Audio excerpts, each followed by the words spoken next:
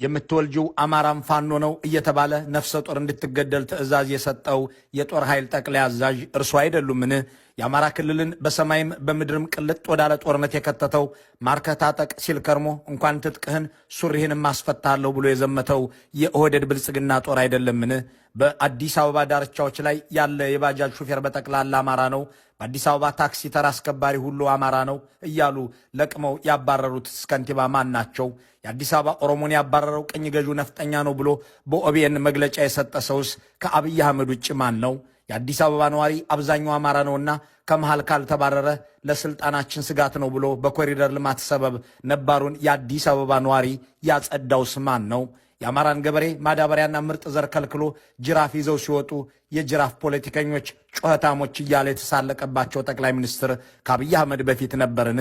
ከአዋሽ እስከ ወልዲያ የተገነባውን የባቡር ሀዲድ አማራ ለገበያ የሚያቀርበው ነገር ሳይኖረው ባቡር ሊሰራለት አይገባም ብሎ በድሮን ያወደመውና ይህንንም በአደባባይ የተናገረው እንዲዘረፍም ያደረገው ከአብይ አህመድ ሌላ ማን ነው?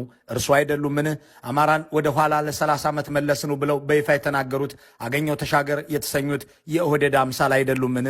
አማራ ከዘመነ መሳፍንት የባሰ ሁኔታ ውስጥ ገብቷል ያሉትስ ሌላኛው ሹሞ አረጋ ከበደ አይደሉምን?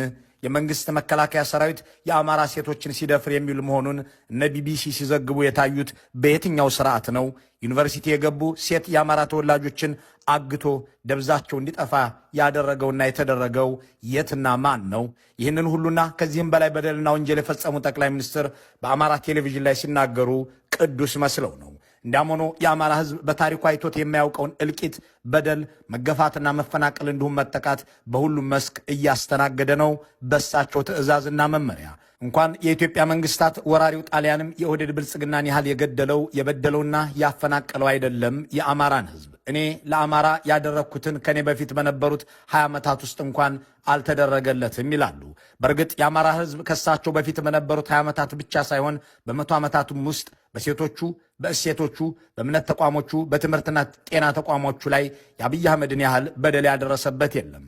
እሳቸው ሊያነሱት በሞከሩት በ20 ዓመታት ውስጥም ቢሆን መለስ ዜናዊ አንድም ቀን አንድ መከላከያ ወታደር ጦርነት ለማካሄድ ይቅርና ለአጭር ሰዓት ኦፕሬሽን እንኳን በአማራ ክልል ውስጥ አሰማርተው አያውቁም።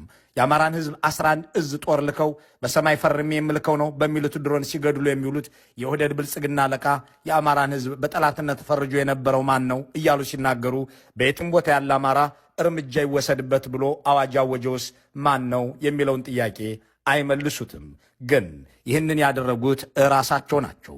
በአብይ አህመድ ዘመን የታወጀው ጸረ አማራ ሁላ አቀፍ ጥቃት በየትኛውም ዘመን ተደርጎ ያውቅም፣ ከእርሶ ውጪ አማራ ግንባር ቀደም ጠላት የለውም የሚለውን የሚናገሩት ደግሞ ዕድሜ ጠገብ አዛውንቶች፣ ሁሉንም በጽሞና የሚታዘቡ የክልል አርሶ አደሮች ናቸው። እነሱን ምስክር እያደረግን በእርግጥ አማራ ክልል ከአብይ አህመድ ውጪ ከታሪክም ሆነ ከአሁናዊ ሁነቶች ሊጠራውና ሊጠላው የሚገባ ጠላት አለውን ብለን እንጠይቅ። አማከነ ጀዳሜ ዱበተሙ እንደንደኝ ኬስ ኦሮሞ ለመናገር በሚከብድ ደረጃ ችግር ውስጥ እንዲገባ በቀኝ ገዢው ስርዓት ለአንድ ክፍለ ዘመን ያክል ጉዳት ደርሶበታል። እንደ ጎሳ አብቹና ገላን ከመሬት በማፈናቀል ብቻ ሳይሆን መብታቸው ተረግጦ ማንነታቸው ተገፎ ኦሮሞነታቸውንና የመሬት ባለቤትነታቸውን በመንጠቅ ፊንፊኔ የኦሮሞ ብርትና የማንነት ነጸብራቅ መሆኗ በጊዜ ሂደት እንዲረሳ ትልቅ ስራ ተሰርቷል። ይህንን የሚናገሩት ነፍጠኛው ኦሮሞን አፈናቀለ እያሉ በቀደመ ታሪክ የአሁኑ ህዝብ እንዲወጋ እንዲበሳጭና እንዲጋጭ የአሁኑ ትውልድ አማራና ኦሮሞ እንዲጋደል የሚፈልጉት ጠቅላይ ሚኒስትር በመንግስታዊው ኦቢኤን በኦሮምኛ የሰጡት ቃለ ምልልስ ነው። አማራ ቴሌቪዥን ላይ ቀርበው ደግሞ ኦሮሞና አማራ ሲጋባ እንደኖረ ጎንደር ምስክር ነው፣ አማራ ጸቡ ከትግራይ መሆን አለበት እንጂ ከኔ ጋር አይደለም ይላሉ። በኦሮሚያ ቴሌቪዥን አንዱን አፈናቃይ ሌላውን ተፈናቃይ፣ አንዱን ተጎጂ ሌላውን ጎጂ የሚያደርጉት ሰው በአማራ ቴሌቪዥን ቀርበው ደግሞ ምኒልክ ያለ ጎበና ንጉሥ አልሆነምና አማራ በተራ ጎበና ሁንልኝ እያሉ ኮንፊውዝና ኮንቪንስ ለማድረግ ይጥራሉ። ለማወናበድና የሚያሳምኑት ካለም ለማሳመን አማራን እንደ ጠላት ቆጥሮ የኖረው ማን ነው ብለው ሲጠይቁም እንዲህ እያሉ መናገራቸውን ሾርት ሚሞሪያም ያሉት ህዝብ የረሳላቸው ይመስላቸዋል። የአማራ ህዝብ በአሁኑ ወቅት እርስ በርሱም እንዲጋደል ከጎረቤቶቹም ጋር ጦር እንዲማዘዝ ከሚቀሰቅሱት ጠቅላይ ሚኒስትር በላይ 10 እዝ ጦር አሰማርተው በምድር በሰማይ ከሚገድሉት ከአሁናዊ ጠላቱ ከአብይ አህመድ ውጪ ከታሪክም ሆነ ከዘንድሮ የፖለቲካ ኃይሎች ባላንጣነትን አያማትርም የሚለው ራሱ የክልሉ ገበሬ ነው። አሁን ያለው አብዛኛው የአማራ ክልል ህዝብ የመከላከያ ወታደርን በቴሌቪዥን እንጂ በአካል አይቶት አያውቅም ነበር።